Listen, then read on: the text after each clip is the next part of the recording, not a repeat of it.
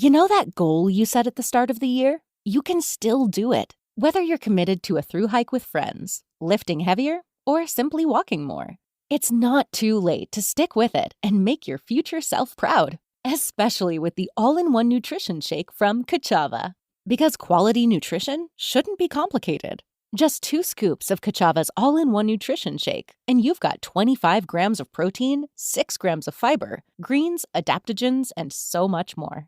Plus, it actually tastes delicious. No fillers, no nonsense. Just the good stuff your body craves. So instead of adding to your backstock of supplements that overpromise and underdeliver, simplify your progress with just 2 scoops of the highest quality ingredients. Stick with your wellness goals. Go to Kachava.com and use code NEWS for 15% off. That's Kachava.com and use code NEWS. KACHAVA.com, code NEWS. Frequency Podcast Network. Stories that matter, podcasts that resonate. Hey, it's Karen. Today marks International Women's Day, and the big story is feed dropping one of our favorite miniseries to celebrate. Before Morgentaler is a 2-part investigative series hosted by Sarah Sahagian, a feminist podcaster and writer. You may also know her from the Reheat podcast, and even from here, The Big Story. Sarah dives into the history of Dr. Henry Morgentaler, the man behind Canada's fight to legalize abortion rights. The series was created in 2023, which marked the 35th anniversary of the Supreme Court's decision to decriminalize abortion across the country. Today's episode digs into the fallout of the U.S. Supreme Court's decision to overturn Roe v. Wade in 2022, including the potential impacts it has on our rights to reproductive health care here in Canada. We hope you enjoy this episode. An expected and controversial U.S. Supreme Court decision has been released. A landmark abortion rights case has been overturned. A sweeping, deeply consequential decision from the nation's highest court, ruling to overturn Roe v. Wade, rocking the foundations of more than 5 decades of legal precedent in our country. On June 24th, 2022, the United States Supreme Court officially overruled Roe v. Wade, the case that legalized abortion in the country in 1973. For almost 50 years, safe, legal abortions remained a federal constitutional right. Last summer, however, it was overturned on the grounds that the right to an abortion was not deeply rooted in the nation's history or tradition, nor considered a right when the Due Process Clause was ratified in 1868. The news led to a groundswell of opposition from abortion rights activists across the country, and was condemned by many around the world, with Prime Minister Justin Trudeau dubbing it horrific. Today, 1 in 3 American women live in states where abortion is not accessible. Since the overturning, 18 states have banned or restricted abortion, as more work to pass similar bans. Those most impacted are Black, Indigenous, and other communities of color, where systemic racism has often impeded access to healthcare. Many of the longtime Canadian activists we spoke to shared their reactions upon hearing the news. We saw it, and we saw it disappear. It was here, and then it was gone. You know, you don't really realize the impact until you see the words written down on the paper, and then when the draft decision was leaked, it was just so shocking. One could see this was a sort of a 50-year project by the anti-choice, by the far right, and so this is something that they've been working on for a very, very long time. I'm Sarah Sahagian, taking over the big story today with Before Morgentaler, a mini-series on abortion access in Canada. This is part 2, Making It Legal. So, how did this happen? Well, in 2018, Mississippi passed a law that went against the Roe v. Wade decision, banning most abortions after 15 weeks of pregnancy. By this time, too, the Supreme Court was dominated by justices hostile to reproductive rights.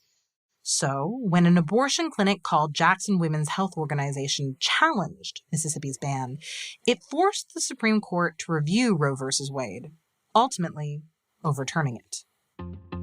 What does this mean today for those Americans looking to get an abortion? well, they'll have to travel to other states or other countries for help. Although Trudeau promised in the days following the overturning of Roe v. Wade that he would fight to protect women's reproductive rights, it still had many wondering, could this happen here, at home, in Canada? We spoke with Frédérique Chabot, Director of Health Promotion at Action Canada for Sexual Health and Rights, a pro-choice nonprofit. She explained that the answer is not all that simple. No, yes, and it's complicated. So could something like what happened in the United States with the reversal of Roe v. Wade happen in Canada? The first answer is no, in the sense that we don't have the same ingredients of the situation that we've seen go down south of the border, in the sense that we don't have a law that dictates access to abortion or the right to abortion that could simply be reversed. And so it's a different legal context, it's a different policy context, it's fully integrated into healthcare here. So we do have a law that regulates abortion access. It's the Canada Health Act. It's the act that basically sets the standards for healthcare in Canada, that demands that every service is accessible and portable and comprehensive and publicly funded. And so it's just different in that very simple way. That said, it doesn't mean that we're not looking at what is going on there with great interest. 5 years ago, it was unthinkable that Roe v. Wade would have been overturned. And so we cannot discount the impossible. Although abortion was decriminalized in 1988 thanks to the Morgentaler decision, it's true that Canada has no actual abortion rights law. That might sound like cause for concern, and many have since wondered whether the Canadian government should introduce legislation formally enshrining the right to abortion. But actually having a formal law could lead to a point in time where those rights are peeled back by future governments, much like we're seeing in the U.S. now. According to Frédérique, from a global standpoint, this actually leaves Canada in a good place. With the decriminalization of abortion in 1988, something quite special happened in that abortion was decriminalized, so not legalized, and became regulated as a medical procedure. So across the world, we have activists, talking about how abortion is healthcare and this is how it should be treated. The only place where that is really true is Canada. Joyce Arthur, a longtime activist and founder and executive director of the Abortion Rights Coalition of Canada, a national pro-choice group, says an abortion law is simply unnecessary. We don't have laws for other kinds of health care. It's something that should be left up to doctor groups and associations and doctors themselves, who normally we trust them to operate with discretion and carry out their duties. And we have the Canadian Medical Association, we have the colleges of physicians and surgeons in every province that have policies and directives, and that's enough for all other health cares. But as soon as you try and introduce a law, even if it's like a really good law, that the law is designed to guarantee rights and ensure access and recognize, women's equality and all that stuff, the problem is that when it goes through that whole process of debate and voting and goes to committees, and then people can make amendments to it or suggest amendments or argue against it. And then by the time you actually get to the end of passing the law, it might have a bunch of nasty amendments attached to it that restrict abortion in various ways. Those amendments, by the way, can pop up at any time, even years later, and could look like mandatory ultrasounds or parental consent, either of which could lead to longer wait times and impede access altogether. Do we want to depend again on our Supreme Court to strike down a law or uphold a law or whatever the case may be? The court could change, its composition over time. And if we have a conservative government that comes into power someday, they could just take that law and freely amend it or repeal it, or, all kinds of things could happen. And I think also, I've always said that, if you have a law, any kind of law, even if it's some sort of minor restriction, it gives a base to the anti-choice movement, something to build on. So suddenly they have something to attack and work from. And so I think it's just a dangerous situation to be in, and we just don't need a law. We really don't. Now, nearly 95% of all abortions performed in Canada are done in the first trimester, which is before 12 weeks gestation. However, Some need access beyond 12 weeks for many reasons, including health issues, needing time to raise the funds to travel, a delay in scheduling an appointment, not realizing you were pregnant at all. The list goes on. Patients may even need to make a trip to an entirely different province. For example, if you live in Nova Scotia, abortion is only available until 16 weeks. And while abortions after 20 weeks are rare, there will always be some people who need them. Right now, there are only 3 locations in Canada that offer abortion up to 23 weeks and 6 days, including in British Columbia, Southern Ontario, and Quebec. No providers in Canada offer abortion care beyond that point. For the record, that is not because it's illegal to do so, but because the further a pregnancy progresses, the fewer providers we have who are trained to offer that care, or who work within institutions that are supportive about providing that care. While many activists and organizations actively campaign for all provinces and territories to provide access to abortion beyond 20 weeks gestation, many people have to go out of the country, most often to the US, where some states provide abortions up to 24 weeks. So while some of us might have assumed the overturning of Roe v. Wade would lead to an influx of people coming from the US for abortions, according to Reheat, the impact is more so on Canadian people who might need to visit the US for abortions. It's not to say that there's not some people with means who will be able to come to Canada and access abortion services here. I'm sure that has happened, but this is not a flood of people coming in. We work very closely with our colleagues in the US who are doing similar work than Action Canada, both on the political end, but also on the very frontline work of supporting people who are seeking abortion and offering financial aid. The corridors that we're seeing being created are not between Canada and the US. They're between the states that have become red on the map of abortion access and the haven states. And so this is creating a lot of pressure on the American states where abortion is available. And the interesting piece is that Canadians do travel to those states as well. So there are people in Canada who need services past a certain gestational time. Those services are not restricted in Canada in the sense that there's no law saying past a certain time you can't have an abortion.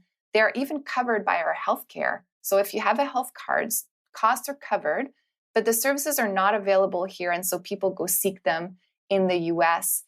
And so the increased pressure on those states means that it's actually cutting access to Canadians because wait times are going up.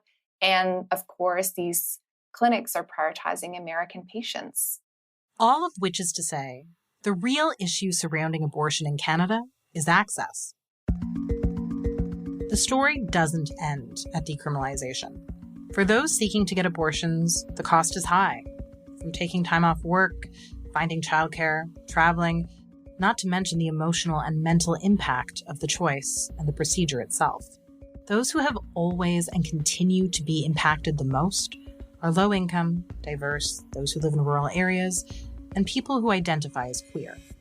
Points of services are concentrated in urban areas. They are unevenly distributed between provinces. So, for example, Ontario has somewhere between 16 to 20 points of service, and you can compare that to Alberta or Manitoba, where there's 2 to 3 points of services for the entire province.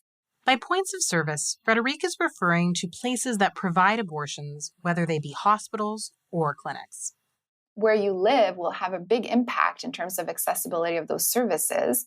And that is not the only barrier that exists. Even in urban centers, there's, you could say, oh, well, if you live in a city, it's easy for you to access abortion. That is not as simple as that. So not only do we have a rural and urban divide in terms of accessibility and differences between provinces, even within urban centers where there's a lot of services, there's still a lot of barriers that people can experience that have not been addressed for decades at this point. This is the 35th anniversary of the Morgentaler decision this month, and we are still seeing that people can have a really hard time accessing services. So how can things change? Well, to begin with, those organizations fighting for better and more care could use a whole lot more funding. Good news came in 2021 when, for the first time ever, the federal budget mentioned abortion. It committed $45 million over 3 years to improve access to sexual and reproductive health care support for people in Canada who face the greatest barriers to access. Action Canada received part of this funding and have dedicated it to providing emergency aid, which sees them support those seeking abortions from the moment they decide they will be having one, to setting up an appointment, traveling, and finding support after the procedure. Action Canada often will cover the cost of travel, accommodations, and sometimes the procedure itself for those who are without insurance. However, according to Frederic, with this fund set to end in 2024, it's really just a Band-Aid, and a longer-term solution is needed. Joyce Arthur agrees. It's often been, groups on the ground, grassroots groups like us or other groups or even individual doctors who are strongly pro-choice or providers trying to push the envelope to make things happen. Anyone who's in any kind of marginalized position, whether they're a youth, a person with a second language, Indigenous, racialized, they can have disadvantages piled onto that because they're maybe dealing with racism and other kinds of stigma.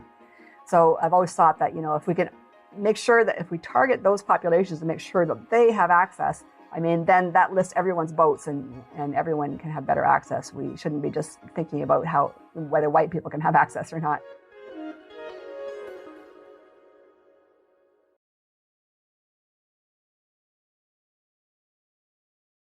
For the average person seeking to make a difference, many of the activists we spoke to shared that it's important to tell your story, if you feel comfortable, of course. This could help remove the stigma that still surrounds abortion, despite how incredibly common and safe it is. As Joyce shares, the anxiety and fear around that stigma can be magnified when access to abortion is also limited. For example, a person in a small town, a small area like Prince Albert, Saskatchewan, for example, very conservative and, not much knowledge or information about abortion or contraception.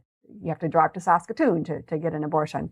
But the peer pressure, I think, that people are under and the family pressure when someone gets pregnant, they may feel they have no recourse but to carry to term because that's the reality for them, and then what do you tell people? What do you tell your family? I'm going to visit a girlfriend. You have to make up these stories and all these barriers and problems that happen because of abortion stigma and the necessity, unfortunately, that people feel that they have to hide it or not tell many people about it, which also translates to a lack of support and feeling isolated. So all these issues that can happen when abortion is difficult to access. Simply finding the right information can be difficult too.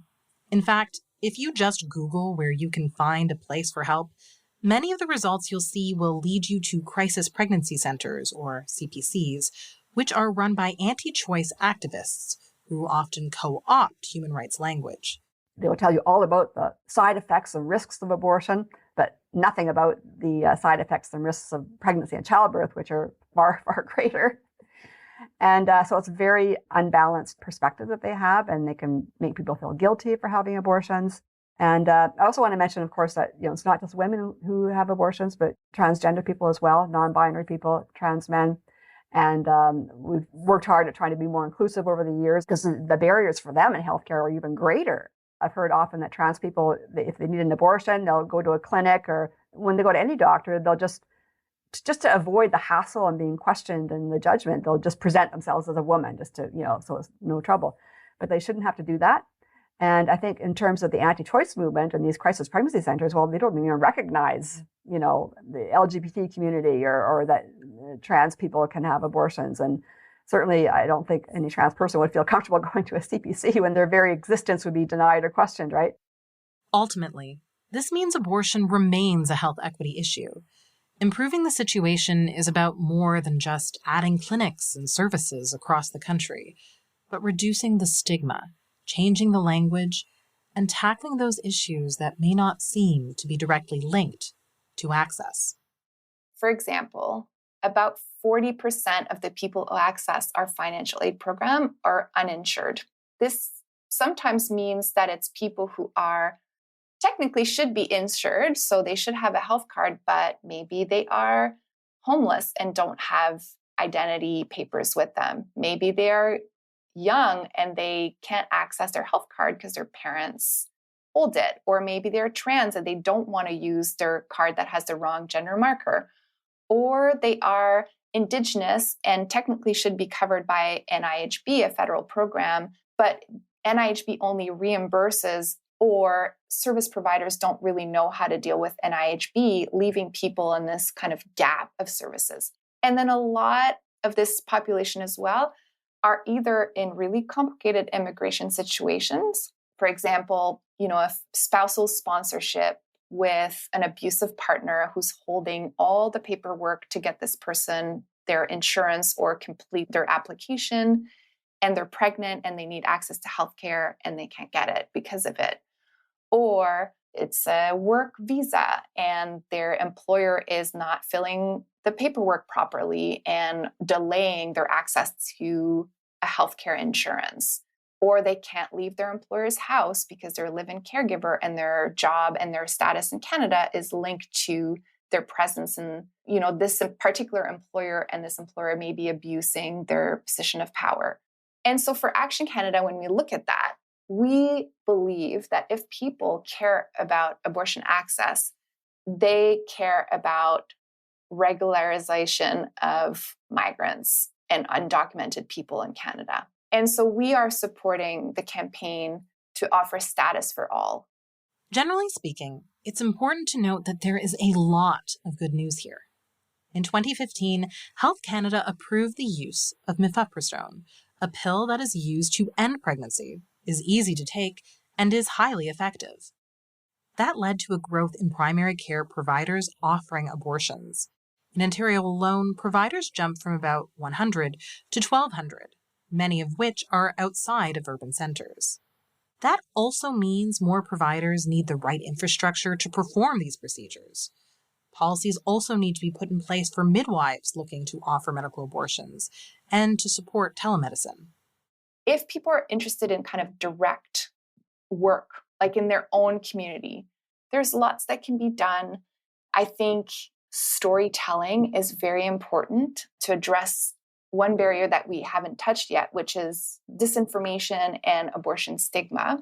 Any kind of storytelling around abortion or the importance of abortion goes a very long way to change our culture and change the narratives that exist in society, which then push politicians and leaders in changing the way that they view an issue. Because one of the things that, sounds cynical, but is just very real, is that our elected officials and politicians are more likely to do something if it's very well supported by the public.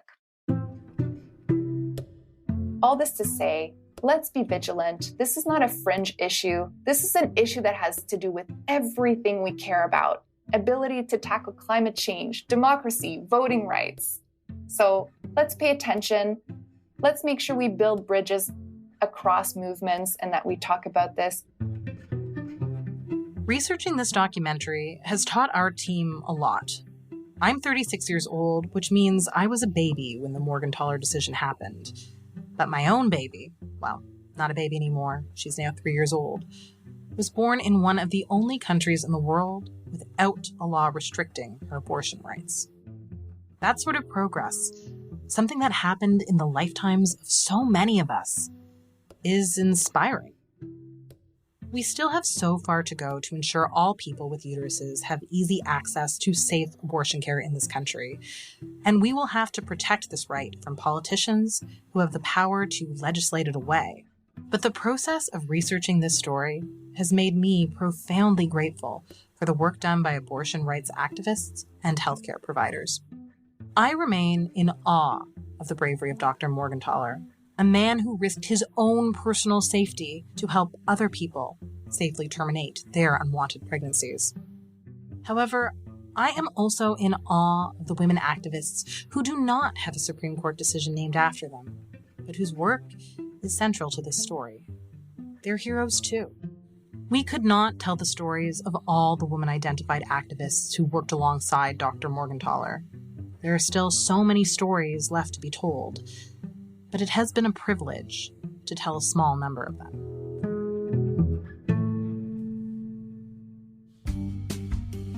Thanks for listening to this special episode of The Big Story. If you liked this series, please email us at hello@thebigstorypodcast.ca or leave us a voicemail at 416-935-5935, letting us know what you think. For more episodes, head to thebigstorypodcast.ca or find us on Twitter at thebigstoryfpn. And just so you know, the show is available in every single podcast player and on every smart speaker. You just need to ask your smart speaker to play the Big Story podcast. This episode was produced by myself, Sarah Sahagian, and the amazing Sadaf Hassan. The fantastic Stephanie Phillips is our showrunner.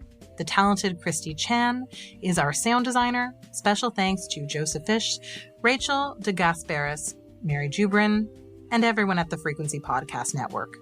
You're a team of luminaries.